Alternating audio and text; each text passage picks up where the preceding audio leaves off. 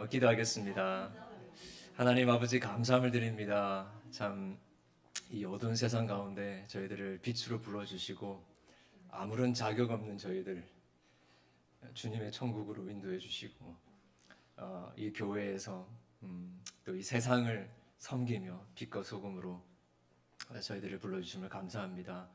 주님, 오늘 주님의 말씀 저희들 또 상고하길 원합니다. 그 천국 말씀 저희들이 들을 때에 그 말씀이 우리의 혼과 영과 및 관절과 골수를 찔러 쪼개게 가지 않은 그 해부하는 날카로운 메스로 저희들 가운데 들어올 때에 아프지만 또 힘들 수도 있지만 하나님 참 크신 하나님의 은혜와 사랑의 메시지를 우리가 받게 하시고 또 이 세상 속에 우리를 불러주시고 또 이 세상에 두신 하나님의 목적을 발견하는 귀한 시간 되게 도와주시옵소서.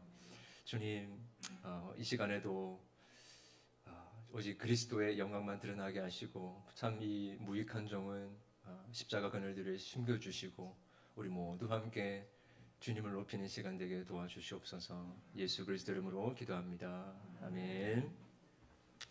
우리가 읽은 이 20장으로 딱 뛰어 넘어갔는데요. 천국은 이와 같으니로 또 시작을 합니다. 천국은 이와 같으니 아침 일찍 품꾼을 찾아 나선 포도원 주인과 같은 것이 천국이다. 이게 천국 침투 작전이다라고 예수님이 말씀해 주고 계십니다. 그런데 우리 한글 성경으로는 볼 때는 잘 보이지 않는 한 단어가 실은 1절에 생략이 되어 있어요. For, therefore, 그러므로가 사실은 원문에 있는데 그게 사라졌습니다. 번역을 안 했는데 therefore 여러분 우리가 언제 적습니까? 바로 앞에 이러이러한 이야기를 했으니까 그러니까 똑같은 맥락 속에서 이러이러하다라고 설명할 때 쓰지 않습니까? 그래서 이 그러므로가 있는데 19장 내용을 간략히 살펴본 다음에 이게 20장을 봐야 됩니다. 그죠? 이게 따로 떨어져 있는 이야기가 아니라 하나로 연결된 이야기다라는 것입니다. 19장에 어떤 이야기가 나오냐 하면 부자 청년 이야기가 나와요. 부자 청년이 예수님께 나아가서 선한 선생님이요, 내가 무슨 일을 해야 영생을 얻겠습니까? 라고 물어보죠. 근데 이제 예수님이 하신 대답이 계명을 지켜야 된다. 계명을 지켜라. 어떤 계명입니까? 물어봐요. 예수님이 하신 말씀이 이렇게 10계명을 쭉 이야기하시죠. 살인하지 마라, 간음하지 마라, 또 부모를 공경하라, 거짓 증언하지 마라, 내 이웃을 내 몸과 같이 사랑하라. 이제 이 계명을 이야기하십니다. 그 얘기를 들으니까 젊은 이 청년이 내가 이것을 어릴 때부터 다 지켰습니다. 무엇이 또 부족합니까? 이렇게 물어보죠. 예수님이 하시는 말씀이 그러면 내 소유를 팔아서 가난한 자들에게 주라 이야기를 하니까 그 기록이 뭐죠? 청년이 재물이 많음으로 근심하면서 돌아갔다. 이게 결론을 내리고 있습니다. 그러면서 예수님이 하시는 말씀이 부자가 천국에 들어가는 것이 낙타가 바늘귀로 들어가는 것보다 더 어렵다. 좀 황당한 이야기를 하셨습니다. 부자가 못 들어간다는 이야기는 아닐 수도 있죠, 그죠? 근데 제자들이 깜짝 놀랍니다. 그러면 이 젊은 이 청년과 같은 재물도 있고 또 율법도 다 지킨 사람이 천국 들어가기가 힘들다고 하면 누가 도대체 천국에 들어갑니까? 누가 구원을 얻을 수 있습니까? 물어보니까 예수님이 좀 알쏭한 이야기를 하세요. 사람으로는 할 수 없으나 하나님으로서는 다 하실 수 있느니라 라고 대답을 해주세요. 그 얘기를 듣고 제자의 대표 베드로가 19장 27절에 이렇게 이야기를 하죠. 우리가 모든 것을 버리고 주를 따라 싸운즉 그런즉 우리가 무엇을 얻으리까? 이런 이야기를 합니다. 그 천국에 누가 들어갈 수 있습니까? 이야기를 물어보는 게 아니라 천국은 이미 들어간 건데 우리가 주님을 따르기 위해서 모든 것을 버리고 따랐으니까 이제 어떤 것을 얻게 되겠습니까? 물어보는 거죠. 이 제자들은 예수님이 지금 예루살렘을 향하여 왜 지금 가고 있는지 지금 이해를 못하고 있는 가운데 이야기를 하고 있는 것 같습니다. 천국에 들어가서 하나님의 기업을 얻을 만한 자격이 있는 사람으로 생각하면서 그렇게 헌신했기 때문에 이제 무엇을 얻겠습니까? 라고 물어보는 것이죠.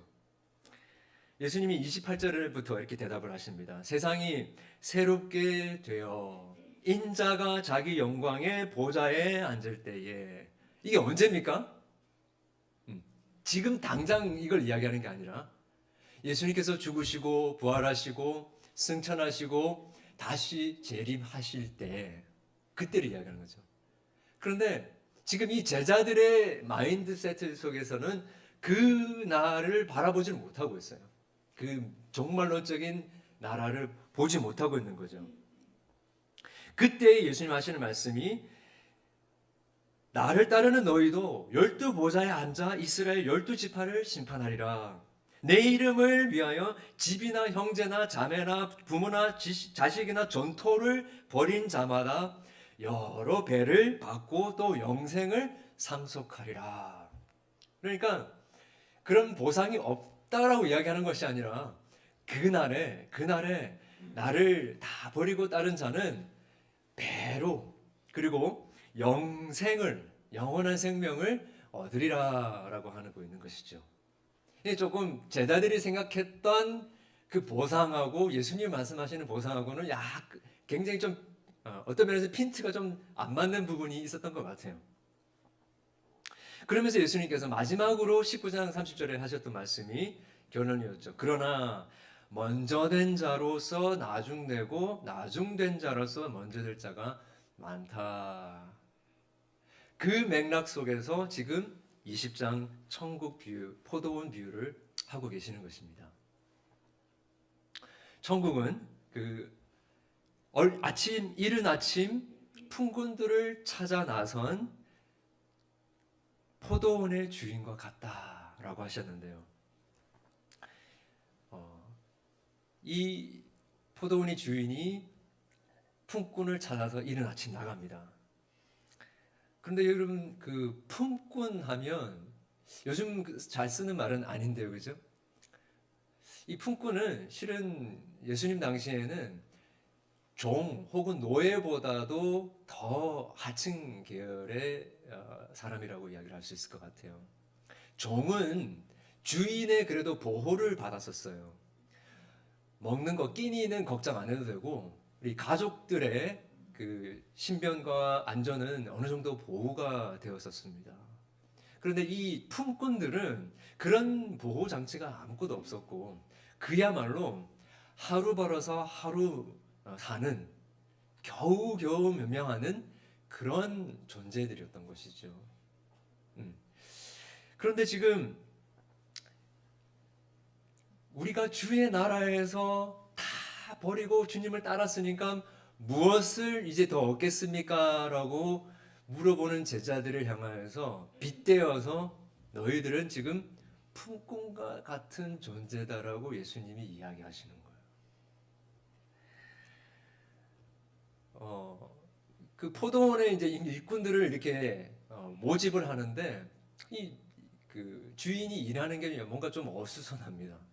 보니까 이른 아침에 동이 틀 때 주로 이제 일꾼들을 불러러 갔는데 한 6시, 오전 6시라고 한번 쳐봅시다. 그리고 나서는 처음에는 그 보통 여러분 인력 시장 혹시 나가 보신 적 있는지 모르겠지만 어떻게 뽑습니까? 아무래도 좀 젊고 힘이 세고 그렇지 않으면 적어도 기술이라도 좋은 사람들이 먼저 이렇게 뽑히죠, 그죠? 하나씩 뽑힙니다. 나이가 좀 많고 힘이 없고 기술도 없는 사람들은 점점 이제 멀어지죠, 그죠? 그렇게 하는데 그 사람들을 먼저 한번 차출해가지고 갑니다. 그리고 나서 오늘 보니까 제3시에 또 나갑니다. 유대의 시간은 그 시간에서 6시간을 더하면 저희 시간이랑 맞는데요.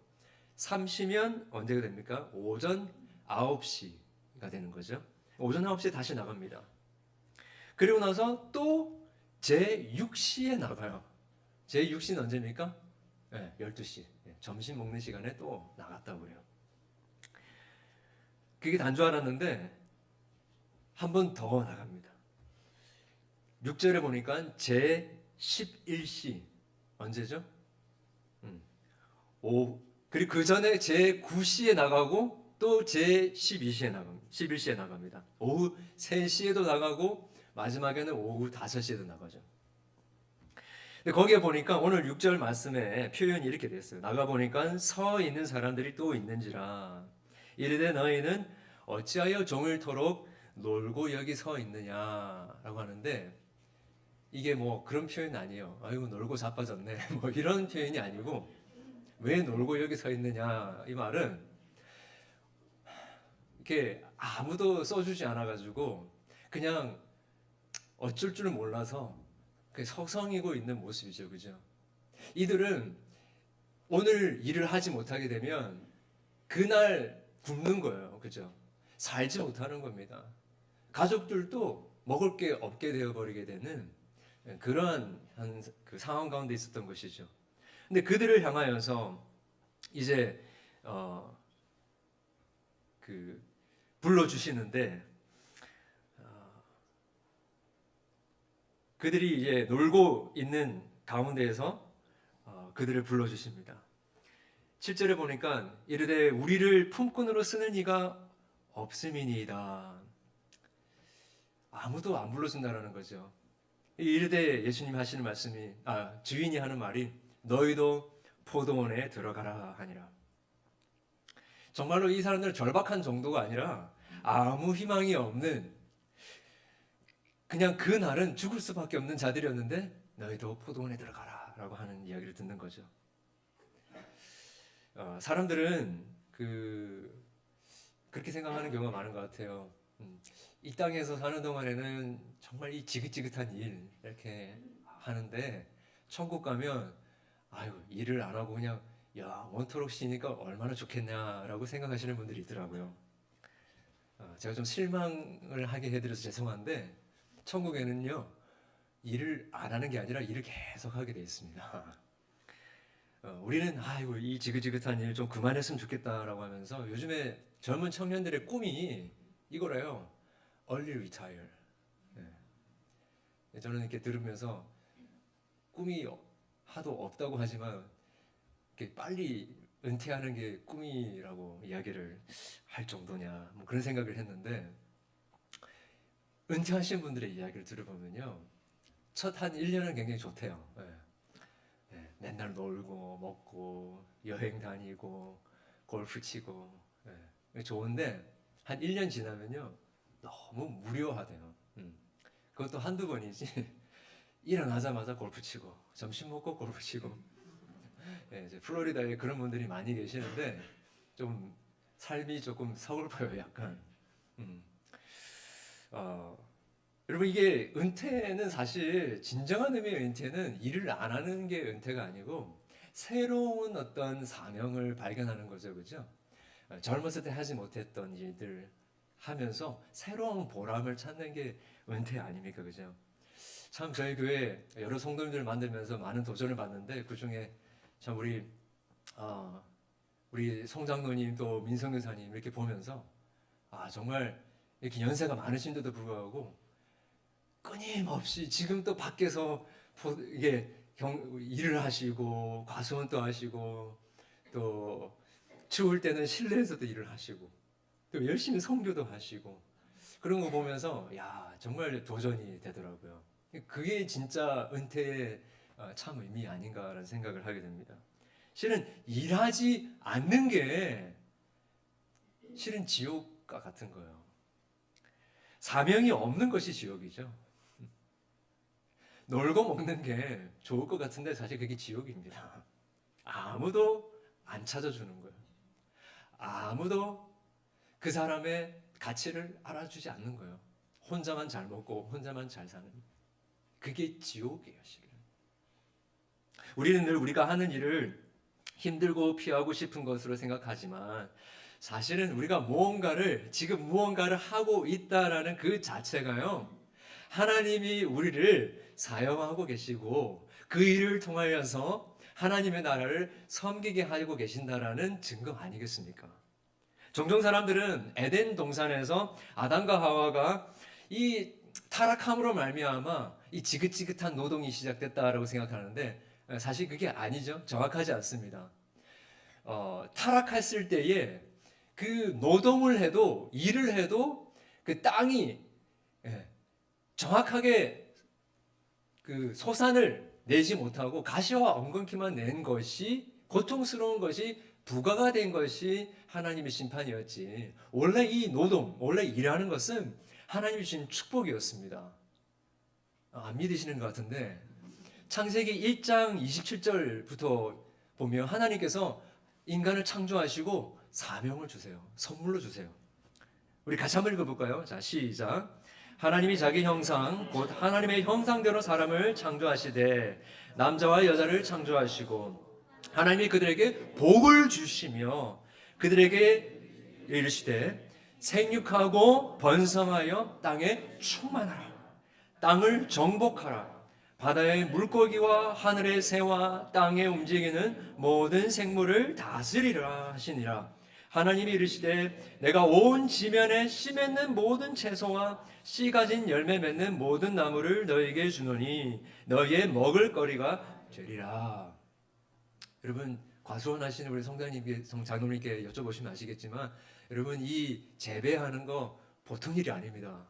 채소를 가꾸는 거 보통 일이 아니에요. 그죠? 그냥 따먹으면 된다고 생각하시는데 꼭 그런 거 아닙니다. 일을 해라라고 하시는 것이죠. 동물들을 하나씩 하나씩 보내주시면서 다 이름을 짓게 하셨어요. 그 뭐 이름 짓는 거 뭐가 어렵습니까 하는데요. 그 동물의 특성을 다 알아야 되고요. 어느 정도 알아야 됩니다. 생리를. 생육하고 번성하는 것도 다 일이었던 것이죠. 우리 여성도님들 자녀들 낳아서 기르고 해먹이고 또 설거지하고 이게 다 무슨 의미가 있나는데 여러분 이게 하나님이 복을 주시면서 우리에게 주신 사명이래요. 구약 성경 전체 계속해서 이 게으르고 일하지 않는 거에 대한 경종을 계속해서 주고 있는 메시지가 나오죠. 그죠? 대표적인 게 잠언 21장 25절에 보니까 게으른 자의 욕망이 자기를 죽이나니 이는 자기의 손으로 일하기를 싫어함이라. 예. 게으르고 일을 하면 안 할수록 계속해서 자기 배만 자기 욕심만 채우는데 그것도 잘 못하게 돼요. 그러나 열심히 일하는 사람들은 자기 그 풍족할 뿐만 아니라 많은 사람들을 채워주는 복의 근원으로 살아가게 된다는 것이죠. 고린도전서 10장 31절 잘 아시는 말씀. 너희가 먹든지 마시든지 무엇을 하든지 다 하나님의 영광을 위해 하라. 먹고 마시고 일하는 이 모든 것들이요. 그 자체가 예배래요. 그 자체가 하나님의 영광을 위한 것이래요. 고린도전서 15장 58절에 보니까 그러므로 내 사랑하는 형제들아 경고하며 흔들리지 말며 항상 주의 일에 더욱 힘쓰는 자들이 되라. 이는 너희 수고가 주 안에서 헛되지 않은 줄을 알미니라. 사도 바울이 골로새서에서 종들에게 이렇게 권면을 하는 부분이 나옵니다. 종들아 모든 일에 육신의 상전들에게 순종하되 사람을 기쁘게 하는 자와 같이 눈가림만 하지 말고, 혹시 지금 일하고 계시는데 눈가림으로 하시는 분도 없으십니까? 눈가림으로 하지 말고 오직 주를 두려워하여 성실한 마음으로 하라. 무슨 일을 하든지 마음을 다하여 누구에게? 주께 하듯이 하고 사람에게 하듯이 말라. 이는 그 이유가 뭐냐면 이는 기업의 상을 주께 받을 줄을 아나니 너희는 주 그리스도를 섬기느니라. 주님의 은혜를 받은 자로서 주님을 섬기듯이 모든 일을 해라. 교회 일이 따로 있고 세상 일이 따로 있는 게 아니고 모든 것이 주님의 일이라는 거예요. 이 오후 5시에 이 품꾼이 들어왔는데 해가 질 때에 일이 끝나는 것으로 생각해 보면 한 저녁 6시라고 생각합시다. 그러면 이제 5시에 리크루트 돼가지고 이동하는 시간, 장비 챙기고 이제 그 가다듬어 가지고 일을 하려고 하면 이제 곧 끝나는 거예요. 일도 별로 못 하고. 여기 사장님들 계시죠? 예. 매니저들 계실 겁니다. 너무 비효율적이고 비생산적인 거를 지금 이 포도원 주인이 하고 있는 것이죠. 그런데도 주인은 계속해서 포도원에 들어가라는 거예요. 1절 처음 시작하면서 이 포도원에 들여보내려고 그러고 시작하죠. 2절에도 보니까 포도원에 들여보내고, 또 종들을 불러서 품꾼을 불러서 4절에 포도원에 들어가라. 우리가 방금 보았던 것처럼 7절에도 너희들도 늦었지만 포도원에 들어가라. 지금 이 주인은 포도원에서 어떤 일을 하는지, 포도를 얼마나 수확하게 될 것을 기대하지 않고 거기에 대한 설명은 없어요. 마치 애시당초부터 포도원에서 그들에게 어떻게 일을 시킬지, 어떤 프로젝트를 할지, 얼마나 많은 일을 해야 할지, 이런 거에 대한 그 계산은 없었던 것 같아요. 주인은 단지 일하지 못하고 일당을 받지 못하고 방황하고 절박한 그 품꾼들을 자신의 포도원에 들어가게 하는 것이 목적이었던 것처럼 그렇게 계속해서 품꾼들을 보내고 있는 모습을 우리가 보는 것입니다. 왜 하필이면 포도원일까 생각했어요.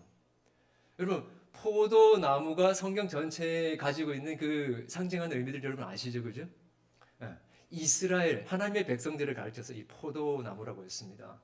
포도나무들이 가득 있는 포도원, 즉 하나님의 나라, 천국, 그리고 교회를 가리키는 것이죠.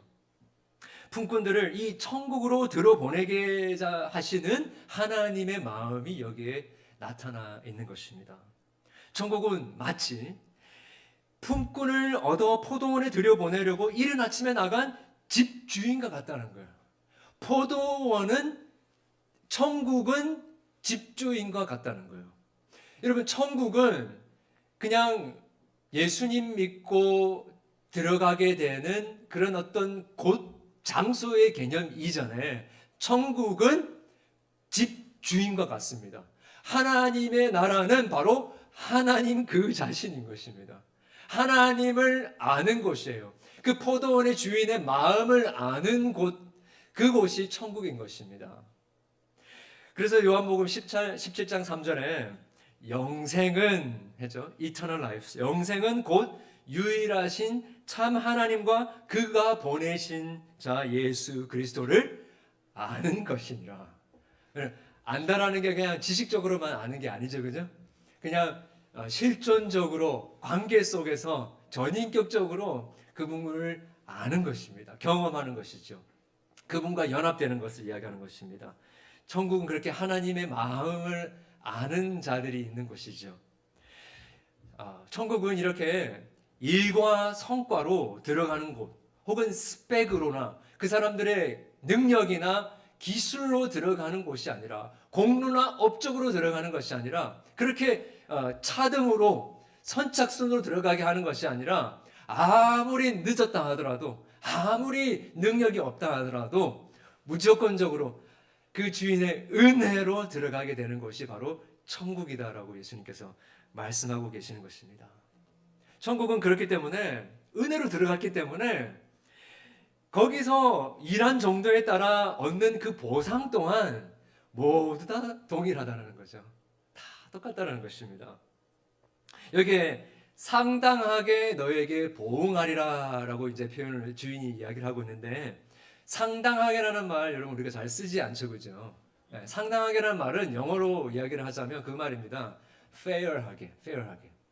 여러분, 우리가 예수님 그리스도를 말미암아 의롭다 칭함을 받았다라고 했을 때에 사용했던 그 단어가 여기에 똑같이 사용되고 있어요. 그 어근이 똑같은 것입니다. 의롭게 내가 대해주겠다. 공의롭게 보상해주겠다라는 말이에요. fair하게, right amount를 너한테 주겠다라는 것입니다. 그런데 그게 뭐죠? 한 데나리온. 모두 다 한 데나리온 약속을 받습니다. 날이 저물어 가는데 포도원 주인이 청지기에게 품꾼들에게 이제 품삯을 나눠줘라라고 하는데 나중 온 자부터 시작해서 나눠줘라 그래요. 우리 상식적으로 생각해 봤을 때 누구한테 먼저 줘야 됩니까? 먼저 온 사람한테 너무 많이 수고를 했으니까 미안한 마음에서도 먼저 주지 않습니까? 그죠? 그런데 그게 완전 바뀌어 버렸어요. 뒤집어 버렸어요.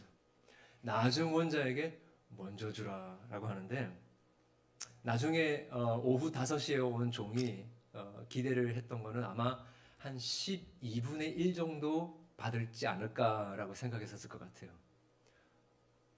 그런데 웬걸 한 데나리온을 주시는 거예요. 그거를 뒤에서 이렇게 오후 3시에 온 사람이 이렇게 어깨너머로 보면서 생각했을 것 같아요. 와, 대박. 대박. 한 데나리온 받을 줄 알았는데 세 데나리온 기본적으로 받을 것 같은 거예요. 그런데 한 데나리온을 주는 거예요. 오후 12시, 오전 9시 온 사람, 맨 마지막으로 새벽 이른 아침 6시 온 사람도 한 데나리온을 받는 거예요.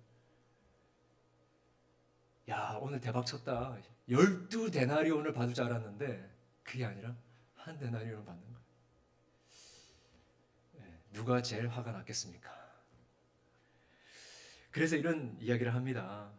12절에 나중 온 이 사람들은 1시간밖에 일하지 아니할거늘 그들을 종일 수고하며 더위를 견딘 우리와 같게 하시나이까. 하루 종일 땀 흘리면서 이 더위를 견디면서 일하는 저희들에게 좀 더 많이 줘야 되는 거 아닙니까? 라고 하면서 컴플레인 하는 거죠. 그죠? 여러분, 지금 이 종들이 잊고 있는 게 있죠. 그죠? 뭡니까? 아무리 힘이 세고 스펙이 되고 기술이 있다 하더라도 이 포도원 주인이 불러주지 않았다고 한다면 그 한 데나리온도 받지 못할 뻔했던 품꾼에 지나지 않았다라는 것을 지금 잊고 있는 것입니다. 그러니까 여러분, 젊은 관원이 예수님께 와서 율법을 지금까지 다 지켰습니다라고 이야기하는 게 지금 이런 거 아닙니까? 내가 이만큼 다 했는데 또 뭐 해야 됩니까? 율법을 다 지켰다고 생각하는 거예요. 그만큼 자격이 있다라고 생각하는 거예요. 베드로가 하는 말이 이해가 되죠, 이제? 내가 주님을 위하여, 주님을 따르기 위하여서 다 버렸는데 이제 주님 뭐 줄 거예요? 뭐를 우리가 더 얻겠습니까? 자격이 있다라는 거예요. I'm qualified. 그러니까 더 줘야 되는 거 아닙니까? 라는 이 마인드셋가 제자들에게도 있었던 것이죠. 우리에게는 이렇게 본래 우리 자신들의 처지를 모르고, 즉 천국에 들어갈 자격도 없고 천국에 아무런 기여를 할 수 없는 자라는 것을 잊어버린 채 천국과는, 그 천국의 원리, 즉 은혜의 원리와는 정반대의 본성으로 우리가 살아갈 때가 많이 있다는 것입니다. 자꾸 우리는 우리의 행위와 우리의 성취와 우리의 자격과 우리의 노력과 우리의 겉모습과 우리의 업적으로 우리 자신을 평가하려고 한다는 것이죠. 하나님 보실 때에는 우리의 그런 어떤 스펙이라도 하나님의 나라에 들어갈 만한 스펙은 있을 수가 없는데도 말이죠. 저도 이제 미국에 이민 온 지가 한 20년이 이렇게 넘어가고 있는데, 미국에 이민 온 분들 안에는 이런 좀 뭐라고 해야 될까요? 성공 신드롬 이런 게 있는 것 같아요. 참 한국을 다 버리고 조금 더 나은 삶을 살기 위하여서, 아메리칸 드림을 이루기 위하여서 우리가 미국에 온 경우가 참 많지 않습니까?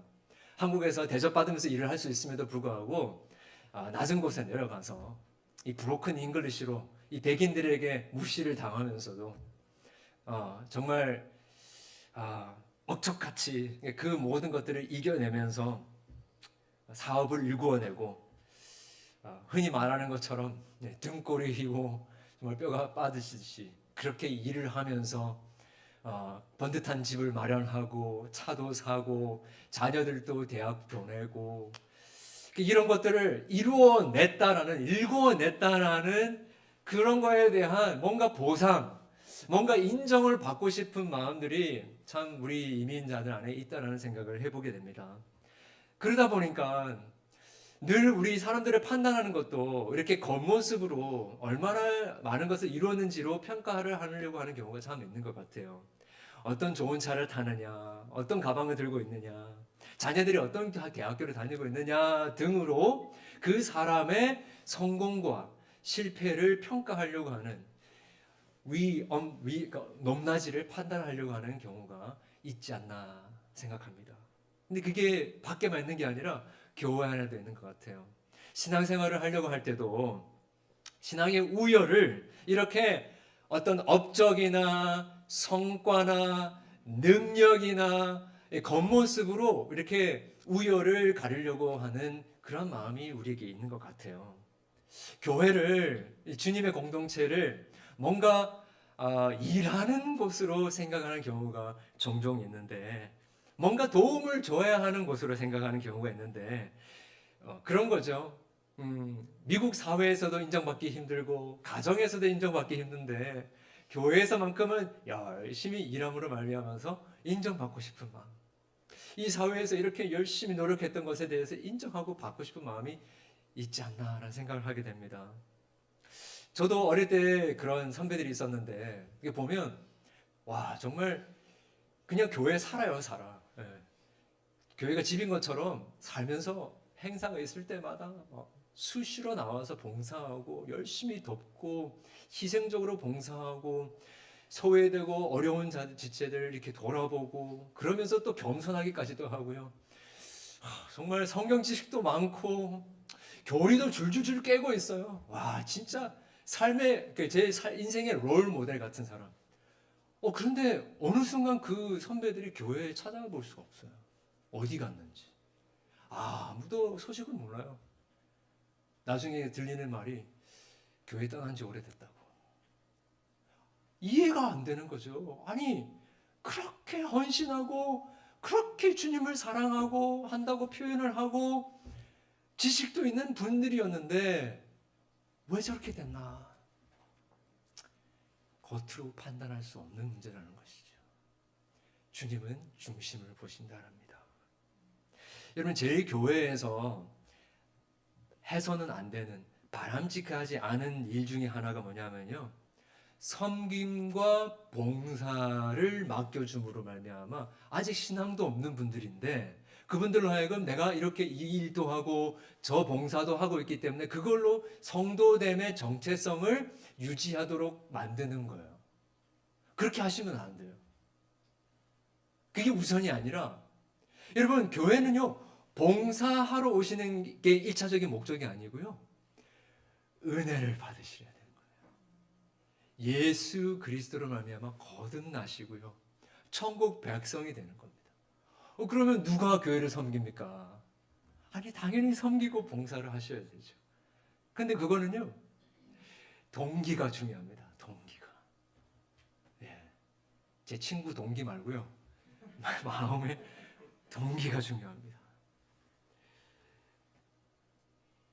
다른 어떤 것보다도 예수님을 사랑하는 것, 물질이나 명예나 안락함이나 성공이나 이런 것보다도 더 주님을 사랑하는 것, 성경 말씀, 하나님의 말씀을 어떤 것보다도 달게 여기며 사랑하고요, 예배를 다른 어떤 것보다도 중요하게 여기며 사랑하며 사모하는 것, 기도에 힘쓰고 의무가 아니고요 호흡으로, 기도를 호흡으로 하면서 성도들과 함께 합심으로 기도하는 것을 너무 감사하게 생각하면서 늘 성령으로 충만하는, 그렇게 하면서 아무도 시키지 않았음에도 불구하고 자발적으로 감사함으로 감격함으로 포도원에 들어갈 자격이 없는 품꾼과 같은 존재임에도 불구하고 초청함을 받아서 은혜로 들어왔기 때문에 감사함으로 너무 황홀함으로 섬기는 게 교회의 봉사라는 것이죠. 어차피 품삯은 똑같아요. 포도원에 들어간 것 그 자체가 보상이에요. 그게 한 데나리온이에요. 그럼 끝인 거죠, 그죠? 그러면 일찍 왔던, 늦게 왔던, 많은 달란트를 받았던, 적은 달란트를 받았던 그 은혜를 받았으면 천국 백성이 되었고, 하나님께서 일꾼조차도 될 수 없는 저희들을 일꾼으로 삼아 주셨으면 무엇이 되었든지 간에 아무리 작은 것이라도 감격하면서 충성을 다해서 일을 하는 것이죠. 그러니 살려고, 이기려고, 좀 더 나은 위치에 있으려고, 증명하려고, 보이려고 일하고 섬기는 게 아니고요. 이미 자격을 부여받았기 때문에 왕같은 제사장으로서, 거룩한 나라로서 남이 뭐라고 하더라도 안 보더라도 나는 주님의 은혜에 합당한 삶, 보답하는 삶을 살겠다라고 섬기는 게 봉사예요. 그런데 우리는 자꾸 이 천국의 은혜의 원리와는 반대로 자꾸 행위와 성취와 능력과 겉모습으로 평가하고 평가받으려고 하는 거죠. 예수님 동생이었던 야고보가 예수님 가장 옆에서 가까이서 보면서 했던 이야기가 야고보서 2장 2장에 나옵니다. 이렇게 이야기하는데요. 만일 너희 회당에 금가락지를 끼고 아름다운 옷을 입은 사람이 들어오고 또 남루한 옷을 입은 가난한 사람이 들어올 때에 너희가 아름다운 옷을 입은 자를 눈여겨보고 말하되 여기 좋은 자리에 앉으세요 하고 또 가난한 자에게 말하되는 너는 거기서 있든지 내 발등상에 아래 앉으라 하면 차별하는 거죠. 너희끼리 서로 차별하며 악한 생각으로 판단하는 자가 되는 것이니라. 이게 하나님의 나라의 은혜의 원리하고는 정반대이기 때문에 악하다라고 이야기하시는 거예요. 그 2장 5절 6절 이렇게 얘기합니다. 내 사랑하는 형제들아 들을지어다.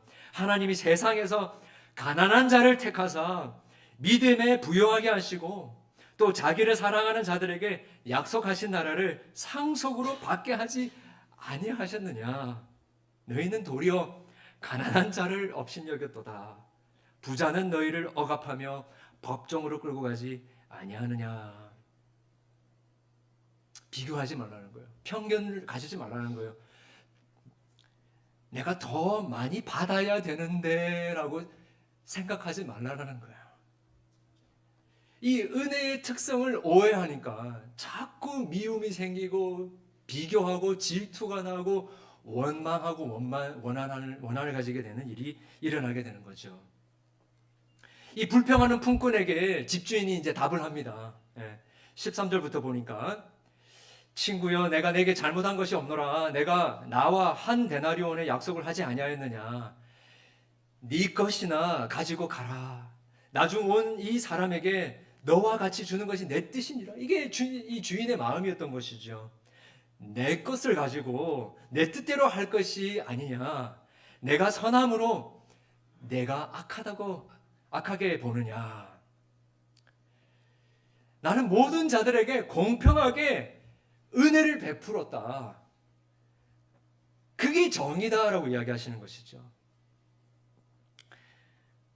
의롭게 상당하게 보응을 해줬다고 했는데 여러분 그 이야기 아시죠? 간음하다가 잡혀서 예수님께 온 여인 공의대로 하면 뭘 해야 됩니까? 사람들이 다 돌로 쳐서 죽이려고 했던 것처럼 죽여야 되는 것이죠. 근데 예수님이 뭐라고 하세요? 여기에 죄 없는 자가 이 여인을 먼저 돌로 쳐라. 이게 무슨 말입니까? 너희들은 이 여인을 돌로 칠 자격이 있다고 생각을 하냐? 천국에 들어갈 만한 자격이 있는 품꾼이라고 생각했니? 물어보는 거예요. 그 자가 먼저 돌로 쳐라. 여러분 왜 사람들이 죄인들에게 별벌이 없는 사람들에게 막 무시하고 화를 내는 줄 아세요? 우리 스스로가 열심히 흠이 없고 잘 보이려고 노력했는데 저 사람들은 더럽고 허랑방탕한 죄인이기 때문에 받아들이기 싫은 거예요. 인정해 주기 싫은 거예요. 나는 이만큼 노력했는데 넌 요 정도밖에 안 됐냐라고 무시를 하는 거죠. 불공평하다라는 거예요. 그들에게 잘해주는 거는. 그러나 정작 자기가 얼마나 더럽고 추악하고 허랑방탕한 죄인인지는 정작 모르고 있는 거예요. 여러분, 하나님의 정의, 하나님의 상당한 보응이 뭡니까? 우리에게 정당한 대가를 이야기를 하자면요, 저와 여러분은 우리의 죄로 말미암아 우리의 게으름과 우리의 자격 없음과 우리의 연약함 때문에 하루 종일 포도원에 들어가지 못하고 손가락만 빨고 있어야 하는, 아니 영원토록 저 어두운 곳에서 이를 가리며 울며 지낼 수밖에 없는 자들이었다는 거예요. 그게 하나님의 상응한 보응이에요. 상당한 보응이에요. 정당한 대가였습니다. 저와 여러분은 실은 오후 5시에 늦게 온 자들입니다. 이 하나님의 정의 시작 포인트를 모르니까 불공평하다, 말도 안 된다, 원망하는 거예요. 시작 포인트가 뭐예요? 영원토록 형벌받아 죽을 수밖에 없는 영혼들이라는 그 생각을 하지 않으면 이제 하나님이 우리에게 주신 그 특권과 사명에 대해서 감사가 있을 수가 없는 것이죠. 예수님이 하시는 말씀이 이거예요. 너는 포도원에 들어와 일할 특권을 주었고 받았고 약속된 품삯을 받았고, 그러니까 이제 기쁨으로 가라는 거예요. 자꾸 왜 저 사람하고 비교하지 말고 기쁨으로 가라는 거예요. 그리고 나는 내가 갈 길을 가겠다. 그 주님이 갈 길을 가겠다는 게 어디 나오냐 하면요, 오늘 16절까지 읽었는데 17절 보면 나옵니다. 예수께서 예루살렘으로 올라가려 하실 때에 십자가지로 예수님은 예루살렘에 올라가시는 거죠. 나중된 자가 먼저 되고 먼저 된 자가 나중된다고 했는데, 지금 먼저 된 자가 누구냐면 예수님을 이야기하는 거예요. 실은 예수님이 어떻게 보면 하나님의 아들로서 가장 먼저 된 자였어요. 그런데 품꾼으로 포도원에 들어갈 자격도 없는 저희들을, 그 나중 온 자들을 먼저 되게 해 주시기 위하여서 먼저 되신 예수님이 나중된 자로서, 인간으로서 가장 죄인으로서 고통스러운 그 죽음을 십자가에서 달려 죽기 위하여서 지금 나중된 자로 걸어가고 계시는 것이죠. 이 세상에서 가장 놀랍고 귀한 보응을 받으셔야 되는 분이 바로 예수님이신데도 불구하고 가장 적은 보응을 십자가에서 받으셨던 것이죠. 왜요? 나중된 저와 여러분을 먼저 되게 해주시기 위해서. 그러니 여러분, 이제 포도원에 들어갔으면 어떻게 살아야 됩니까? 감사하면서 기쁨으로 섬겨야 되는 거죠. 지금 다 보응이 다 똑같다고 무슨 공산주의 하자, 뭐 사회주의 하자, 뭐 그런 이야기를 하는 게 아니죠. 이 포인트는 사명이 있어야 된다는 것입니다. 무엇이 됐든지 간에 그 하나님의 은혜를 받은 자는 주님이 허락하신 그 땅에서, 그 곳에서 작은 것이라도 최선을 다해서 기쁨으로 죽게 하듯이 그 은혜에 감사하며 섬겨야 된다는 것입니다. 그 사명의 현장이 있으십니까? 비교하지 않고 낙심하지 않고 남이 뭐라고 하더라도 주님 오실 때까지 나는 이 자리를 지키며 섬기겠습니다 라고 하는 그 사명의 자리가 여러분 있으시냐라는 거예요. 일을 안 하셨으면요, 그냥 내가 열심히 일해야지 이렇게 생각하지 마시고요, 먼저 내가 어떤 자였고 어떤 은혜를 받았는지를 먼저 생각하세요. 그리고 주님이 보여주시는 그곳에서 섬기시면 되는 것입니다. 판단하지 말고, 비교하지 말고, 교만하고 외식하지 말고, 자유하며 섬기면 이 우리의 교회가요, 정말로 아름답고 향기로운 교회로서 소문이 나게 될 것입니다. 그런 교회가 되기를 주님의 이름으로 축원드립니다.